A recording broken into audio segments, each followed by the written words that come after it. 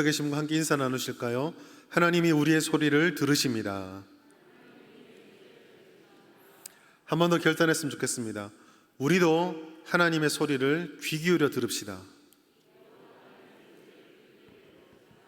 네, 아멘. 오늘 시편 53편 1절부터 6절까지 말씀을 가지고 우리를 구원할 일은 누구인가 라는 제목으로 함께 하나님의 말씀 함께 나눠보도록 하겠습니다. 파랑새 증후군이라고 들어보셨습니까? 어릴 때 우리가 한 번쯤은 읽어보았을 법한 파랑새라는 작품에 등장하는 내용입니다. 벨기에 작가 메테르 링크라는 사람이 파랑새라는 동화를 저술을 했습니다. 거기 보면 치르치르와 미치르라고 하는 주인공이 등장을 합니다. 이 주인공이 파랑새를 찾기 위해서 떠나지만 나중에 결국 소설의 끝은 파랑새를 찾는 것이 아니라 진짜 행복이 무엇인지를 깨닫게 된다라는 해피엔딩으로 끝나지만 그 과정에 이 두 주인공이 수많은 실패와 좌절을 경험하게 됩니다. 이러한 모습에서 유래된 말이 파랑새 증후군입니다. 이것은 주어진 현실에 만족하지 못한 채 몽상을 하는 것, 그 가운데서 자신에게 주어진 일상생활들에 대한 정열도 기대도 노력하고자 하는 마음도 다 잃어버린 극단적인 무기력한 상태를 일컫는 상담학적 용어입니다. 직장인이 보통 이 상담학 사전이라는 책에 보면 이러한 증후군을 직장인들이 많이 겪는다고 합니다. 매번 반복되는 일상 속에서 처음 회사에 왔을 때 그 부푼 마음들, 기대감들이 그냥 사라져버리고 매일 똑같은 일을 하고 있는 자기의 모습 때문에 무너져 내리게 될 때, 그게 또 일상적으로 적정한 수준을 유지하면 다행인데 그러한 과정 가운데 실패나 좌절이나 핀잔이나 이런 걸 자꾸 겪다 보면 신경증적으로 욕구불만에 쌓이게 되고 갈등도 생기고 스트레스 때문에 이 심리적인 긴장이 발생합니다. 그리고 이게 육체에까지도 이렇게 팍 퍼지는 이런 증상들을 파랑새 증후군이라고 부릅니다. 이러한 상황들, 이러한 증상에 빠지는 가장 근본적인 이유는 사람들에게 욕구가 있기 때문입니다. 욕구가 있다는 것은 무엇인가를 기대한다는 의미고, 사람이 무엇인가를 기대하게 되면 그것을 이루기 위해서 노력을 하고 시도를 하게 됩니다.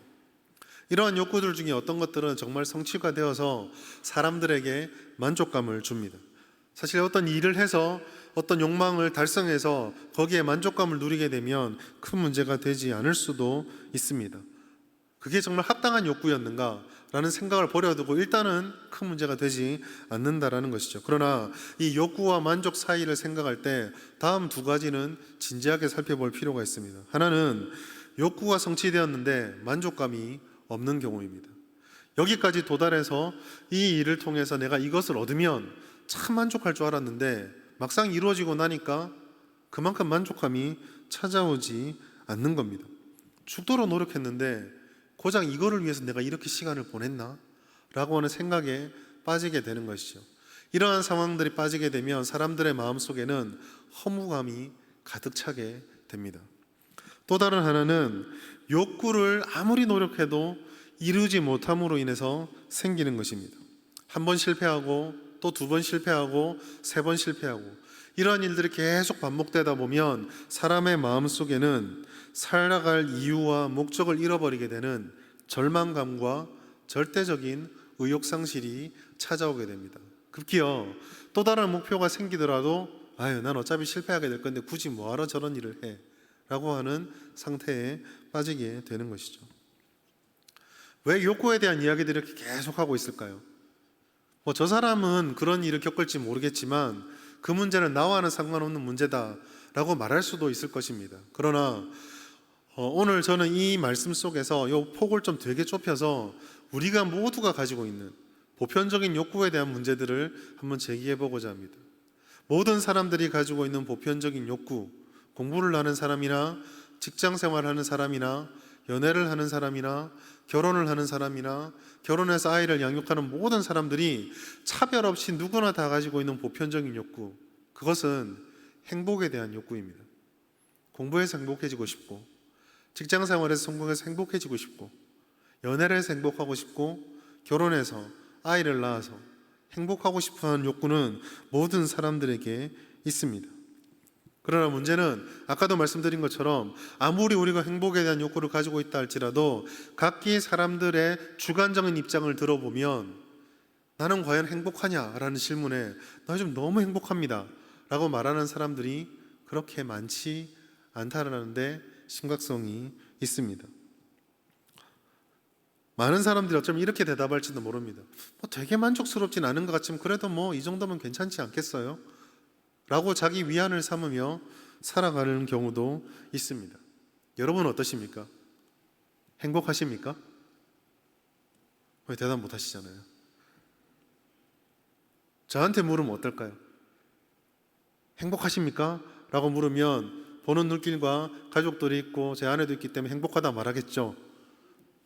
그러나 저의 마음속에도 모든 인간은 누구나 나는 이만큼 행복하고 싶은데 여기에 도달하지 못하는 그런 결핍들을 가지고 있습니다. 여기에 한 가지 더해서 우리가 오늘 본문 말씀 속에 들어갈 때는 신앙적인 행복에 대한 고민도 해보아야 합니다. 우리는 하나님의 백성이 되었고 모든 사람들은 하나님의 피조물이다라는 것을 알고 있습니다. 즉 세상 사람들이 돈이면 돈, 명예면 명예, 권력이면 권력 이런 것들을 통해서 행복을 추구한다고 할 때 우리들에게는 돈이 아무리 있어도 명예가 있어도 권력이 있어도 하나의 결핍이 있으면 절대로 행복할 수 없다는 것을 알고 있습니다. 그게 무엇입니까? 신앙적인 행복, 영적인 만족감, 하나님과의 친밀한 관계에 대해서 우리가 알고 있기 때문에 우리는 이 진짜 행복이 무엇인지를 고민할 수밖에 없는 것이죠.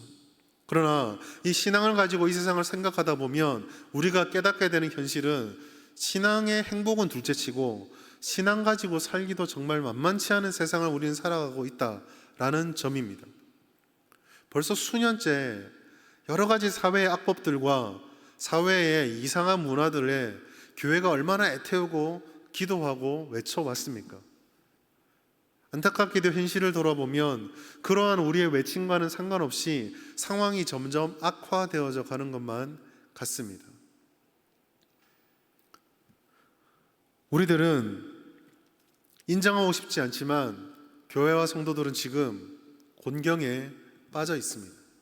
생활에서 그렇고 신앙생활을 하면서 그렇다라는 것이죠. 오늘 본문은 이렇게 이 세상 속에 살아가는 우리들 주변에 공경의 장막이 둘러쳐져 있는 우리들에게 무엇을 보아야 되는지, 무엇을 알아야 되는지, 무엇을 붙잡아야 되는지를 명백하게 말씀해 주고 있습니다. 첫 번째로 오늘 본문을 통해서 우리가 깨달을 수 있는 것은 왜 의인들이 공경을 당하느냐, 왜 하나님의 백성들이 이렇게 힘들 수밖에 없느냐를 말해주고 있다는 점입니다. 모든 일들에는 이유가 있고 원인이 있습니다. 우리가 공경에 처하게 된 이유, 신앙을 가지고 살아가기 힘든 이유도 당연히 원인이 있습니다. 그것은 바로 어리석은 자들이 이 땅 가운데 존재하기 때문입니다.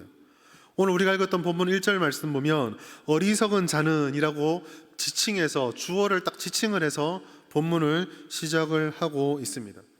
시편에 전부 무조건 이거다라고 말할 수 없지만 시편의 전체적인 틀은 의인과 죄인의 대립, 원수와 성도의 대립과 같은 우리가 쉽게 이해할 수 있는 말로는 믿는 자와 믿지 않는 자의 충돌과 대립이 기본 구조의 틀을 가지고 있습니다. 시편 53편도 이러한 구조에 걸맞게 하나님의 백성이 될 수 없는, 아니 하나님의 백성이 아닌 어리석은 자들로부터 시작을 하고 있습니다. 우리는 어리석다란 말만 딱 보아도 이 사람은 성도는 아니구나 라는 것을 쉽게 알 수가 있습니다. 아니나 다를까 이 사람은 말도 안 되는 너무나 엄청난 말을 아무렇지도 않게 하고 있습니다. 뭐라고 말하고 있습니까? 그의 마음에 이르기를. 그의 마음에 이른다라고 하는 것은 그냥 입술로 이빠른 소리로 하는 것이 아니라 성경에서 마음이라고 하는 것은 사람을 지배하는 가장 본질적인 장소거든요. 즉 마음 깊숙한 곳으로부터 정말 진심과 온 힘을 다해 한치의 의심도 없이 하나님은 없다라고 말하고 있습니다. 그저 감정적인 일시적인 동요에 의해서 하나님 없어 이런 게 아니라 정말 무서운 거 있죠. 열정적이지도 않고 뜨겁지도 않은데 하나님 없잖아 라고 던져놓는 정말 진심의 그 한마디를 하고 있습니다. 이 사람은 정말 찔러도 피 한 방울 나오지 않는 무신론자입니다. 신의 존재라고는 요만큼도 믿지 않는 무신론자입니다. 이들이 어리석은 이유가 무엇입니까? 그것은 이들이 하나님이 없다라는 이 말을 통해서 하나님의 눈으로 보았을 때 정말로 아무것도 모르는 자들이라는 것을 스스로 증명하고 있기 때문입니다. 어쩌면 이 사람들은 교회를 다니는 사람이나 성도들보다 훨씬 더 똑똑한 사람일 수도 있습니다. 의사일 수도 있고요, 대학 교수일 수도 있고, 한 회사 큰 기업을 이끄는 회장일 수도 있습니다. 교회에 다니는 성도들보다 훨씬 더 평판이 좋은 사람일 수도 있습니다. 사람들에게 저 사람은 법 없이 살 사람이야 라고 하는 칭찬을 듣는 사람일 수도 있습니다. 그러나 성경은 이 한마디 때문에 그들이 지금 어떤 상황이든 어떠한 것을 가지고 있든지 어리석은 자들이다라고 말하고 있습니다. 그들이 어리석은 이유는 하나님을 부정하고 부인하였기 때문입니다. 이것은 잠언의 말씀을 통해서 쉽게 이해할 수 있는데요, 이들이 하나님을 부인했다라고 하는 것은 지혜의 근본, 즉 가장 본질적인 지혜의 근간을 이루는 하나님, 그 참 지혜를 모른다라는 것을 증명하고 있기 때문입니다. 잠언 1장 7절 말씀 함께 보시겠습니다. 같이 읽겠습니다. 시작. 여호와를 경외하는 것이 지식의 근본이거늘 미련한 자는 지혜와 훈계를 멸시하느니라. 아멘. 하나님께서도 하나님을 멸시하는 자가 바로 미련한 자고 그에게는 지혜와 참다운 훈계가 없다라고 말씀을 하고 있습니다. 그러면 이 사람들이 도대체 뭐 어떻길래 우리들을 공경에 빠뜨리게 하는 원인이 될까요? 시편 53편 1절을 다시 한번 보겠습니다. 제가 읽어드리겠습니다. 어리석은 자는 그의 마음에 이르기를 하나님이 없다 하도다. 그들은 부패하며 가증한 악을 행하며 선을 행하는 자가 없도다. 성경은 이 어리석은 자의 본질을 부패한 자, 가증한 악을 행하고 선을 행하지 않는 자라고 말하고 있습니다. 부패라는 것은 우리가 알다시피 아담이 범죄한 이후로 이 피조세계 모든 인류에 짙게 드리워져 있는 해결할 수 없는 어두움과 타락입니다. 이것으로 인해서 사람들은 하나님의 질서를 싫어하고 벗어나고 탈출하고 배척합니다. 하나님의 질서를 벗어난 이들은 그들이 무엇을 하든 하나님이 가증하게 여기시는 죄와 악을 행할 수밖에 없게 되었습니다. 그들은 하나님의 뜻을 따르지 못합니다. 모르기 때문에 따르지 못합니다. 하나님의 뜻을 따르지 않기 때문에 그들은 선을 행할 수가 없습니다.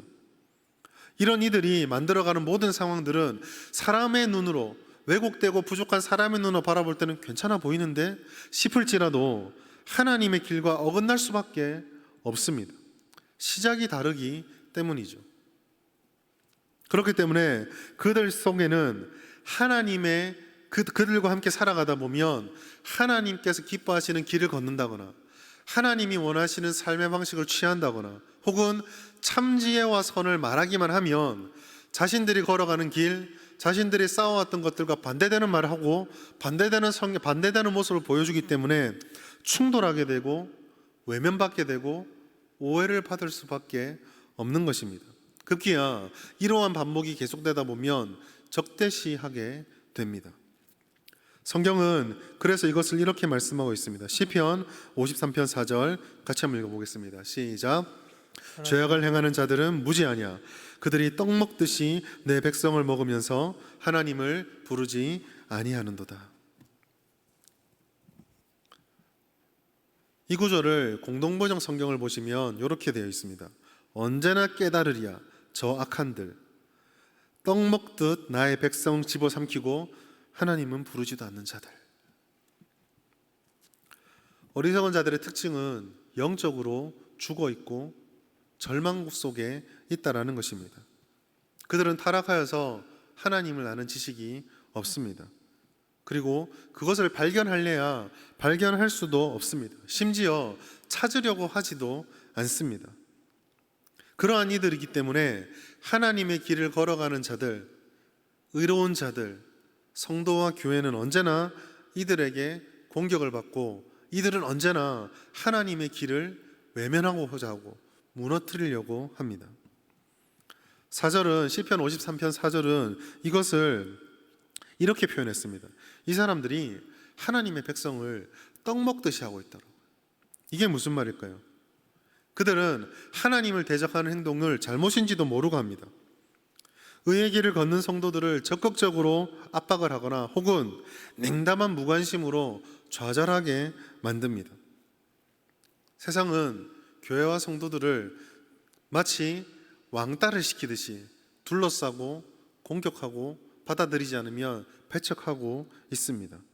떡 먹듯이 한다는 말은 이러한 것이 작정하고 하는 것이 아니라 마치 사람이 삼시세끼 밥을 먹듯이 그냥 숨 쉬듯이 자연스럽게 그렇게 한다라는 것입니다. 그리고 우리가 죽을 때까지 계속 식사를 하는 것처럼 이 악한 사람들, 어리석은 자들은 하나님의 백성과 교회를 계속적으로 반복해서 공격하고 핍박하고 어렵게 만든다라는 것입니다. 사도 바울은 이것을 너무나 잘 알고 있었습니다. 그래서 성도된 자들에게 이렇게 말씀을 하였습니다. 로마서 8장 17절 말씀 같이 한번 읽겠습니다. 시작.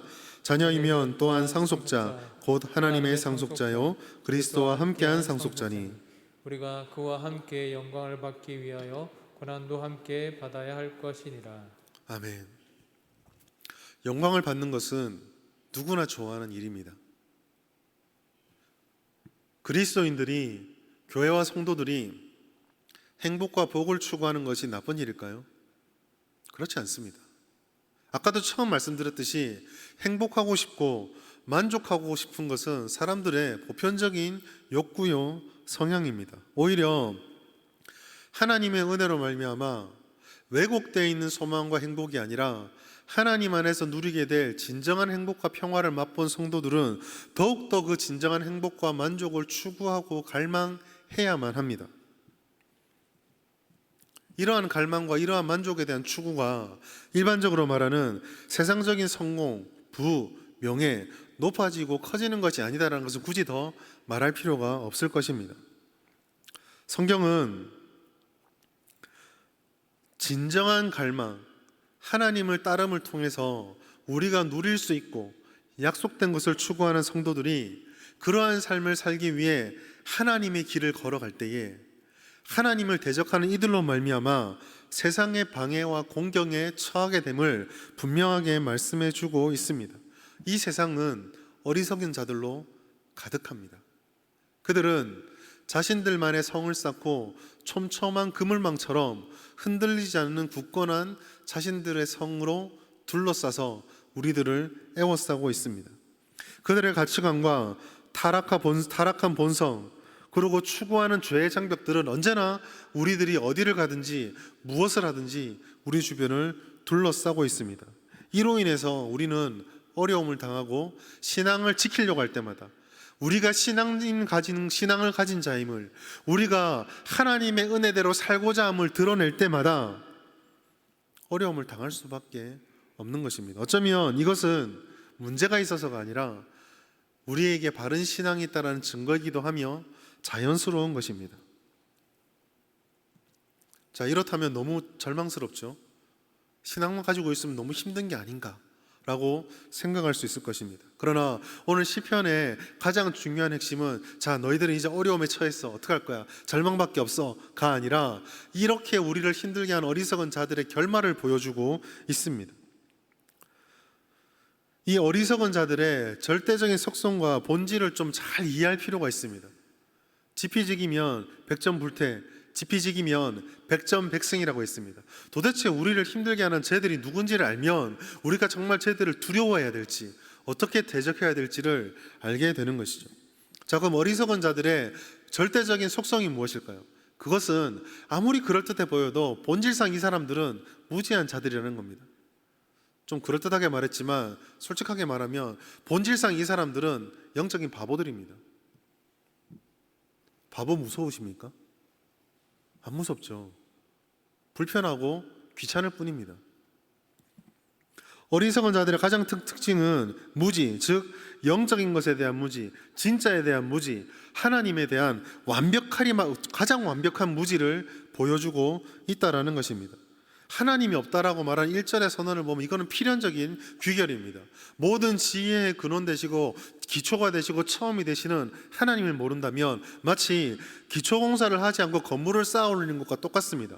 건물의 기초공사가 되어 있지 않으면 위에 아무리 높은 것을, 심지어 이 쌓는 것이 크고 넓고 화려하면 화려할수록 사람들의 마음에 만족감을 주는 것이 아니라 불안감을 주지 않겠습니까?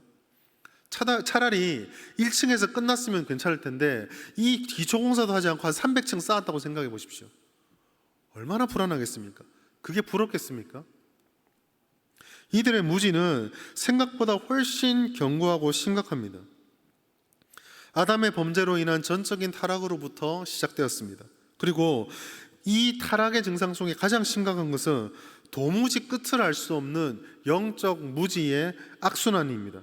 하나님을 부정하기 때문에 모든 질서의 토대를 모릅니다. 모든 질서의 토대를 모르기 때문에 영적인 눈이 감기워져서 내가 지금 얼마나 심각한 영적인 타락 속에 있는지를 보지 못합니다. 이들은 이처럼 자신이 타락을 모르기 때문에 빛이신 하나님을 끊임없이 거절합니다. 요한복음 1장에 있는 것처럼 빛이 왔으나 어둠이 그 빛을 싫어하였다고 분명히 말씀하고 있습니다. 그들은 하나님을 의지적으로 외면하고 의지적으로 반항합니다. 그러나 사람의 마음속에 하나님으로만 채워질 공간이 있거든요. 그래서 그들은 그 빈 공간을 견디지 못해서 자기 자신의 것으로 자꾸 채우게 됩니다. 자신들의 가치관, 신념, 욕망, 경험 이런 것들로 그것이 옳다고 생각하고 끊임없이 자기들을 채찍질하고 적극적으로 그것을 추구하고 살아갑니다. 다시 한번 말씀드리지만 이와 같이 하나님이 상실된 모든 것들의 행동들은 힘쓰면 힘쓸수록 추구하면 추구할수록 하나님으로부터 더욱더 멀어지게 되고 더욱더 분노하게 되는 것이죠. 공부 얘기를 해서 죄송한데요, 처음에 초등학교 들어간 1학년짜리가 국어 영어 안 배우죠. 한 3과목 배울 때 3과목 공부 안 할 때랑 고3 아이가 한 10과목 공부 안 할 때는 분노의 차이가 얼마나 클까요? 악의 순환에 할수록 계속 순환에 빠지게 되는 것입니다. 칼빈이 이것을 향해서 이렇게 말했습니다. 모든 죄인들, 모든 타락한 인류는 그 어떠한 선도 행할 수 없는 전적인 무능력에 빠져 있다라고요. 그리고 바울도 이것을 분명하게 지적했습니다. 로마서 3장 10절부터 12절까지 말씀입니다. 제가 읽어드리겠습니다. 기록된 바 의인은 없나니 하나도 없으며 깨닫는 자도 없고 하나님을 찾는 자도 없고 다 치우쳐 함께 무익하게 되고 선을 행하는 자는 없나니 하나도 없도다. 이 말씀 속의 핵심이 뭐냐면요, 없다입니다. 없나니 없으며 없고 없나니 하나도 없다. 계속 없다입니다. 이게 무슨 말입니까? 어리석은 자는 지식도 없고 행동의 결실도 없고 심지어 없다가 6번이나 반복되는 거 보았을 때 우리 눈에 아이고 무서워라 보이는 그 모습도 실체가 없는 것입니다. 즉 실체도 없고 아무것도 없는 이들이 우리에게 두려움의 대상이 된다는 것이 얼마나 어이없는 일인가를 말씀해주고 있는 것이죠. 아니나 다를까 이 어리석은 자의 결말이 어떻습니까? 하나님께서는 이들을 두려워하지 말라고 말합니다. 이들은요, 두려워할 자들이 아니라 불쌍히 여겨야 될 자들입니다. 영혼을 모르면서 영혼을 살아가는 우리를 향해서 감나라 배나라 하는 것, 얼마나 불쌍한 자들입니까? 우리는 이들에게 마음을 빼앗길 필요도 없고 이들을 두려워할 필요도 없습니다. 왜 그렇습니까? 하나님께서는 이들의 결말이 어떻게 끝나는지를 분명하게 말씀해 주기 때문입니다. 시편 53편 5절 같이 한번 읽어보겠습니다. 시작.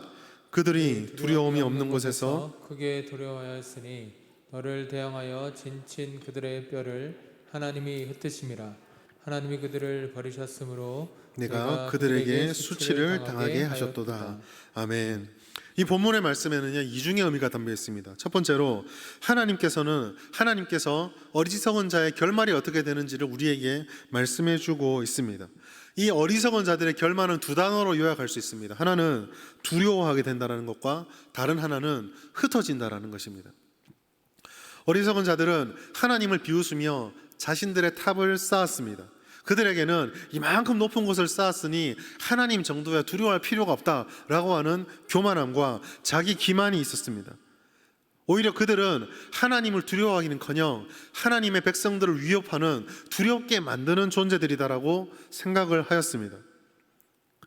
그들은 하나님의 백성을 두려워하지 않습니다. 교회를 두려워하지 않습니다. 우리가 말하는 어떠한 진리를 말해도, 복음을 말해도 그들은 눈썹 하나 까딱하지 않습니다. 왜요? 그들이 강자고 우리가 약자요, 그들이 진리고 우리는 어리석은 미신에 빠진 자들이라고 생각하기 때문입니다. 언제나 그들은 그들끼리 똘똘 뭉쳐서 흩어지기는커녕 결속력을 다져왔습니다. 그러나 하나님께서 이 5절 말씀을 통해서 보여주는 약속이 무엇입니까? 선언이 무엇입니까? 아무리 뭉쳐본들, 아무리 싸워본들, 아무리 스스로 두렵지 않다라고 말한들 결말이 뭐라고요? 너희는 두려워하는 자들이고 너희들이 아무리 뭉쳐봤자 흩어질 수밖에 없다라고 말씀을 하는 것입니다.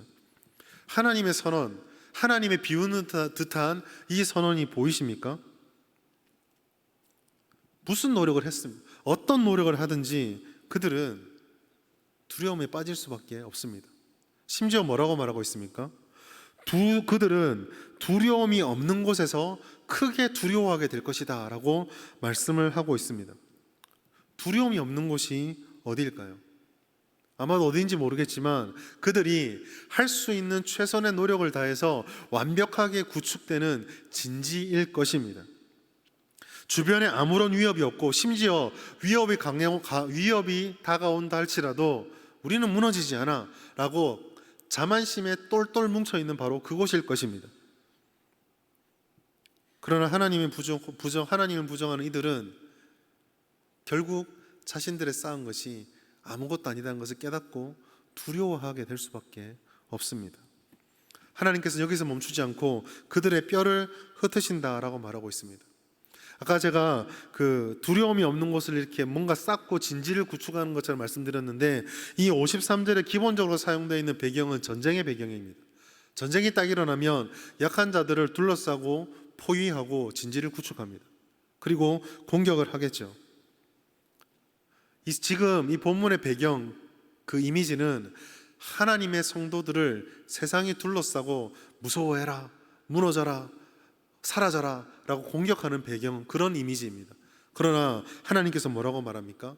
이스라엘을 포위하고 둘러싸고 진친 너희의 진이 와야 되고, 전쟁이 끝나게 되면 우리가 왜 아무리 전쟁을 심하게 하더라도 전쟁이 끝나고 나면 상대방의 적군이 됐던 우리 편이 됐던 시신을 수습해서 장례를 치러주잖아요. 그런데 뭐라고 말합니까? 이 장례도 치르지 못할 정도로 너희 어리석은 자들, 하나님의 백성을 핍박하고 공격하는 너희 어리석은 자들 뼈가 어떻게 된다고요? 사방에 다 흩어져 버린다고. 수습도 못할 정도로 완전히 박살나 버린다라고 말씀을 하고 있는 것입니다. 결과적으로는 한없이 무기력하고 마치 바람 앞에 등불 같았던 이 연약해 보였던 교회와 성도들이 도저히 이길 수 없을 것만 같았던 저 세상을 향해 승리를 쟁취하고, 그들이 우리를 향해 모욕하고 공격하고 비웃었던 그들을 향해서 오히려 비웃고 오히려 그들을 수치스럽게 만들 것이다 라고 말씀해주고 있는 것입니다. 이와 같은 결말이 우리에게 보여주는 것이 무엇입니까? 사랑하는 성도 여러분, 우리에게 어려움이 없다고 성경은 절대 말하지 않습니다.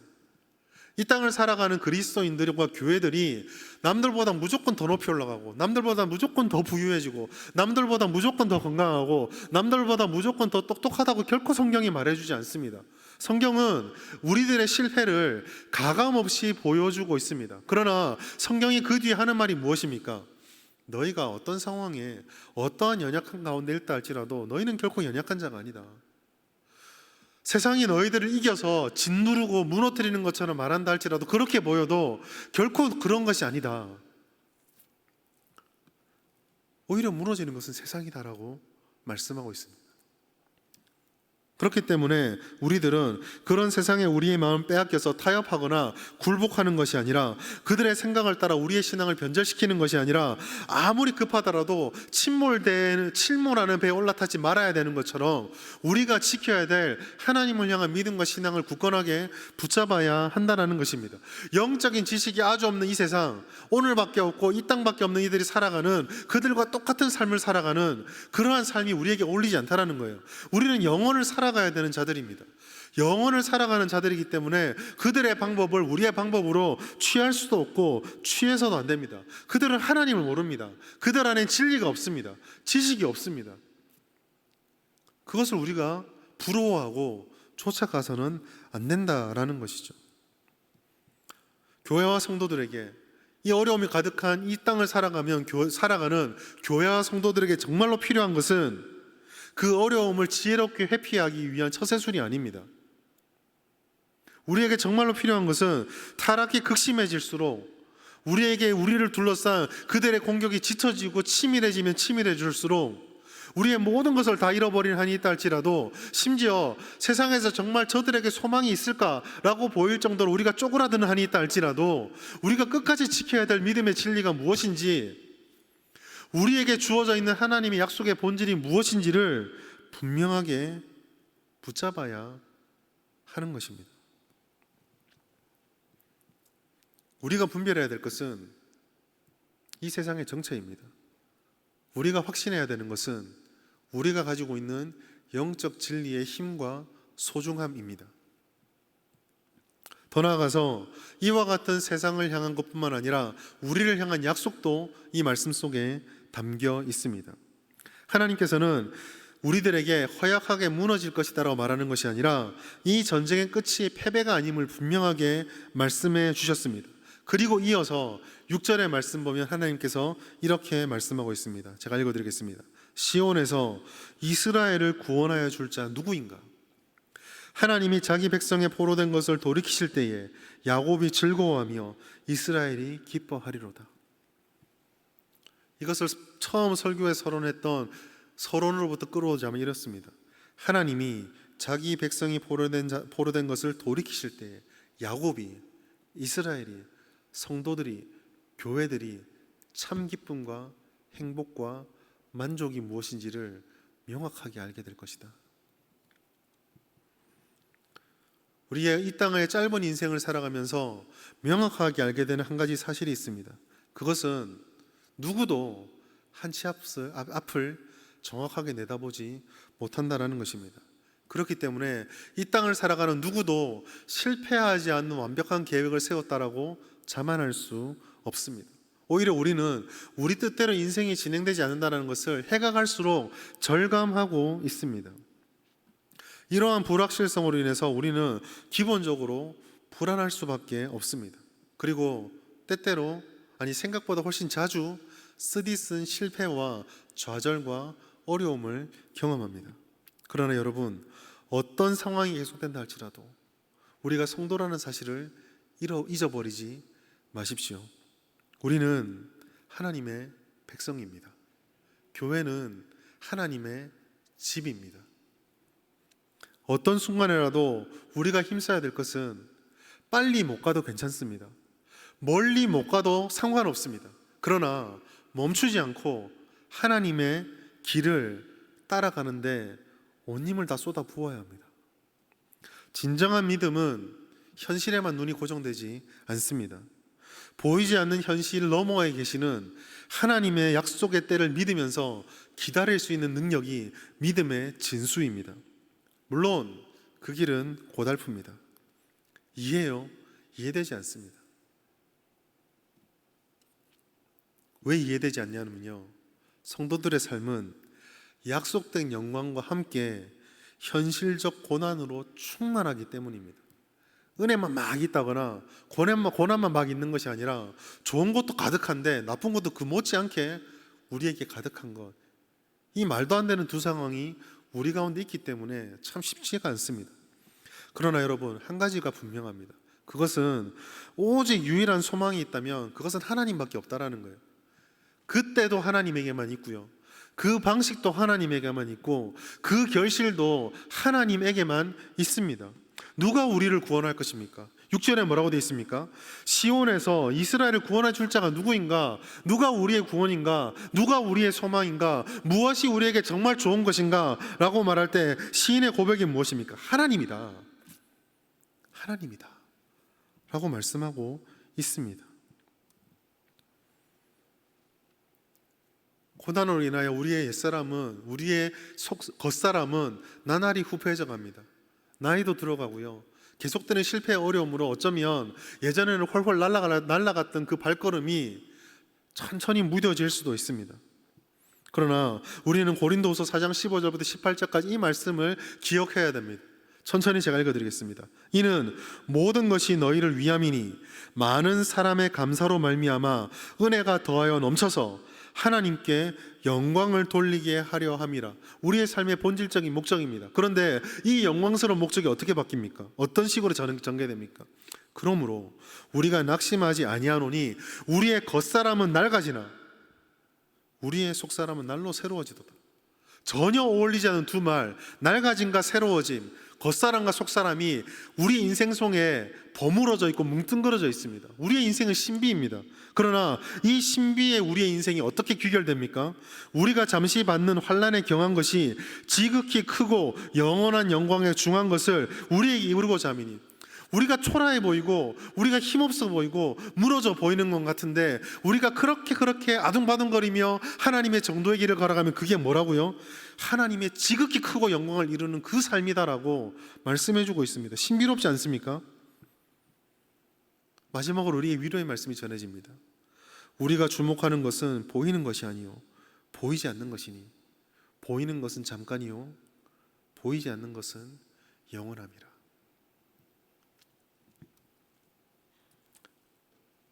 사랑하는 성도 여러분, 우리 모두가 너무나 잘 알고 있는 한마디의 선언으로 오늘 말씀 맺고자 합니다. 하나님이 참 구원이십니다. 하나님이 참 소망이십니다. 행복을 추구하는 거요 나쁘지 않습니다. 그러나 그러한 행복도 그러한 만족도 이 세상의 길을 쫓아감을 통해서 얻어서는 안 됩니다. 하나님의 진리와 세상의 가치는요 접점을 아무리 붙이려고 해도 붙일 수 없는 평행선입니다. 어려운 순간이 다가올 때마다 우리는 우리가 하나님의 자녀가 되었다는 사실을 늘 기억해야 합니다. 우리의 유일한 소망이 되신 하나님을 붙잡고 우리의 구원자 되신 하나님을 향한 믿음을 날마다 돌아보셔야 합니다. 삶의 문제에 직면했을 때, 우리에게 이해할 수 없는 고난이 찾아올 때, 심지어 그 고난이 너무나 힘들고 아파서 하나님께 나올 엄두조차 나지 않을 때, 그럴 때 아무것도 못하지 못한 심정으로 그 자리에 주저앉아 있을지라도 내 마음속에 하나님 저 좀 도와주세요 라고 하는 그 소망의 외침조차 포기해서는 안 됩니다. 직접적인 답을 찾기 이전에 하나님께 나오십시오. 하나님은 언제나 우리와 함께 하시고 영원히 함께 해주신다라고 약속하셨습니다. 하나님은 우리의 행복과 만족과 기쁨에 우리보다 더 크게 관심을 가지고 있으신 분이십니다. 하나님께서는 우리를 힘들게 하고 우리를 위협하는 대적들을, 우리를 곤고와 곤란에 빠지게 하는 그 어리석은 자들을 가만두지 않고 반드시 정리해 주시겠다라고 말씀하셨습니다. 그들의 끝은 멸망일 뿐입니다.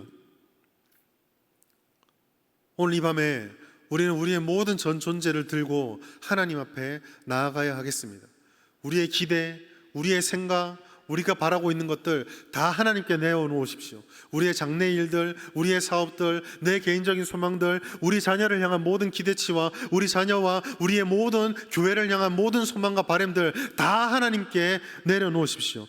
여전히 그 속에서 버리지 못하는 우리의 고집과 생각들과 우리의 만족들과 우리가 바라는 욕망들을 다 내려놓읍시다. 나는 이렇게 되면 참 행복할 것 같습니다. 이것이 되면 나는 참 기쁠 것 같습니다 라고 하는 그 기대를 내려놓으십시오. 그게 아닙니다. 우리가 이 밤에 전 존재를 들고 나와서 하나님께 내어야 될 유일한 한 가지 고백은 하나님만이, 오직 하나님만이 나의 기쁨과 행복과 소망입니다. 바로 이 고백입니다. 기억합시다. 하나님께서 우리에게 참 복과 행복을 주시기 위해 우리보다 더 애태우고 있다는 사실을 기억합시다. 이것을 기억함을 통해서 오늘 이 밤 우리에게 진정한 행복을 주시는 하나님을 만나고 우리의 삶의 문제가 나만의 문제가 아니다라는 사실을 깨닫게 되는 귀한 역사가 우리 가운데 충만할 수 있기를 주의 이름으로 축복합니다. 시간에 기도하기 앞서 함께